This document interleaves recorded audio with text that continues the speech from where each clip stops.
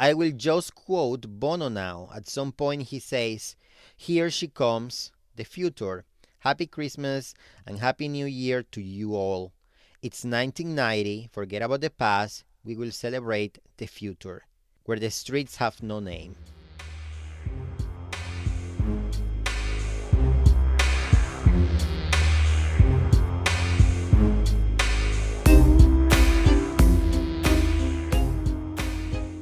Hi, welcome back to Judas of Disturbia. I am Raf, and this is a New Year's Eve episode in which I will talk about one of the most memorable and significant concerts to ever happen on New Year's Eve. U2 at the Brandenburg Gate in Berlin in 1989, marking the end of the 80s and the start of a new decade, the iconic 90s.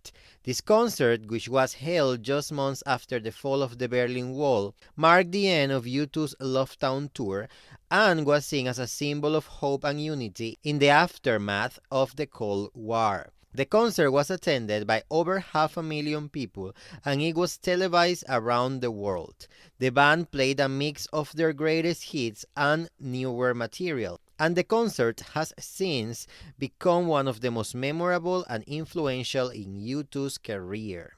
Let's start from the beginning. I am not U2's biggest fan yet, but I have always wanted to explore their material much more. So I started doing some research, listening to the music, and I found the story of this concert that happened exactly 33 years ago, tomorrow on New Year's Eve. And I said, this is an excellent place to start my U2 journey, especially on a New Year's Eve episode. This is not a biographical U2 episode. I am actually talking about one specific concert of the many concerts of the career of this band. But for those who may not be familiar, let's talk a bit about them. I guess if you are a fan and you like them, you should also listen and let me know if I miss any details. But if you prefer to skip the intro, check the chapters and go directly to part 2. Let's start. Part 1. The band. U2 is an Irish rock band that was formed in Dublin in 1976, and it has 4 members, led by Bono, whose real name is Paul David Hewson, and is the lead singer and primary lyricist for the band. He is known for his distinctive voice and socially conscious lyrics, and he is widely regarded as one of the most influential and successful musicians of all time. Actually, very recently, he released a memoir called Surrender, 40 Songs, One Story, which I am planning to read at some point and make an episode about it. Then we have someone iconic, The Edge, whose real name is David Howell Evans. He is the lead guitarist and keyboardist for U2. He is known for his innovative guitar playing and the use of the effects pedals, and he has played a key role in shaping the sound of the band. Adam Clayton is the bassist for U2, and he is also known for his distinctive playing style and the use of effects pedals. He has also played a key role in shaping the sound of the band, and he has contributed to their songwriting. Larry Mullen Jr. is the drummer for U2, and he is known for his powerful and precise playing style. He is also a songwriter and has contributed to the band's music. This band has become one of the most successful and influential groups in the world, with a career spanning over 4 decades and a devoted fan base which is often referred to as U2 heads or simply U2 fans. The term U2 head is sometimes used to describe particularly devoted or hardcore fans of the band. Many of them have followed the band for decades, attending their concerts and collecting all about their music. U2 has built a reputation for putting on energetic and memorable live shows, and their fans are known for their enthusiasm and loyalty. After U2 was formed in Dublin in 1976, they quickly made a name for themselves with their energetic live performances and socially conscious lyrics. The band's early music was heavily influenced by punk and post-punk, and they gained a devoted following in Ireland and the UK with their debut album Boy, which was released in 1980. This album is a whole topic to talk about. By the way, the apparently homoerotic elements of it have made this album pretty interesting to me. Over the next years, U2 continued to evolve and grow, releasing a series of critically acclaimed and commercially successful albums, including War in 1983, The Unforgettable Fire in 1984, and The Joshua Tree in 1987. These albums cemented U2's place as one of the biggest and most influential rock bands in the world. In the late 1980s, U2 was at the peak of their popularity and they were known for their epic arena-filling live shows. Their 1987 album, The Joshua Tree, had been a massive commercial and critical success, and they were preparing to embark on a world tour in support of the album. So let's go to the next part. Part 2, the Brandenburg Gate concert. This concert we're talking about here was a historic event for a number of reasons. It took place just months after the fall of the Berlin Wall, which had divided the city and symbolized the Cold War between USA and the Soviet Union for nearly 3 decades. This concert was seen as a symbol of unity and hope for a better future, and it was watched by millions of people around the world. The Lovetown tour was a tour by U2 which took place from September 21, 1989 to January 10, 1990 around Oceania, Asia, and Europe. This tour was associated with the album Rattle and Hum. By the way, this tour was documented by noted rock film director Richard Lowenstein in the Lovetown documentary, which of course has the potential to become the topic for one of my episodes in the future. And while U2 was preparing for their world tour, a series of events were taking place in Berlin that would ultimately lead to the historic concert at the Brandenburg Gate. As I mentioned earlier, the Berlin Wall had stood as a symbol of the Cold War for nearly 3 decades, dividing the city of Berlin into East and West. In 1989, a series of protests and demonstrations in East Germany led to the opening of the wall and the reunification of the city. As you may know, this was a huge historic event and it was seen as a victory for the people of Berlin and a sign that the world was moving towards a more peaceful and united future. But did we get this peace and union? I don't think so. Sadly, we haven't yet. Not at all. Hopefully, we will. But right now, no peace, we're still fighting wars. Sometimes it feels to me like there is no one alive who isn't fighting at least one war. But okay, there was hope at this moment in history at this concert, and I get it. So it was against this backdrop that U2 decided to hold a couple of concerts at the Brandenburg Gate, which had previously been off limits to West Berliners due to its location in East Berlin. The concerts were held on December 30th and 31st, New Year's Eve of 1989, and they were attended by hundreds of thousands of people. The shows were broadcast on television and radio around the world, and they were watched by millions of people. These concerts at the Brandenburg Gate were some of the most memorable and significant shows in U2's long career.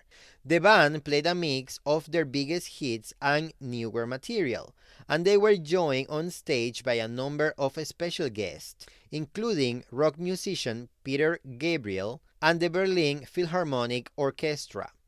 One of the most memorable moments of the concert was when Bono climbed up on the wall itself, which was still standing at the time, and sang the song One, with the east and west sides of the city visible in the background.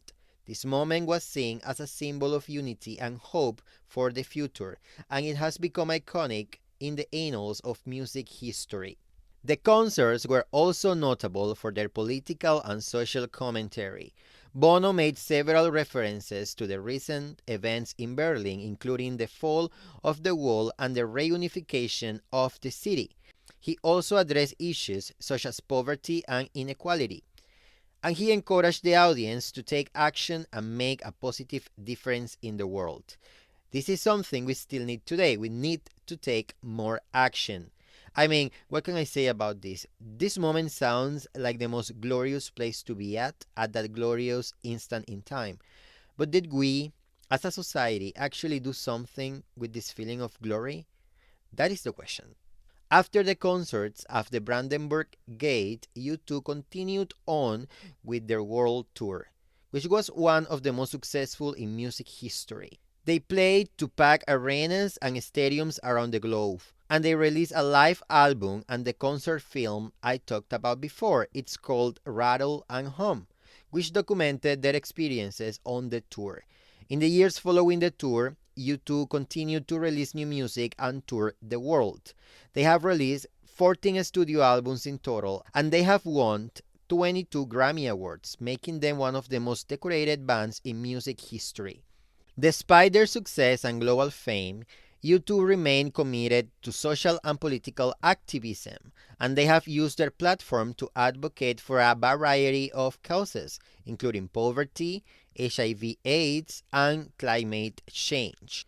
In recent years, U2 has continued to tour and record new music, and they have remained a beloved and influential presence in the music world.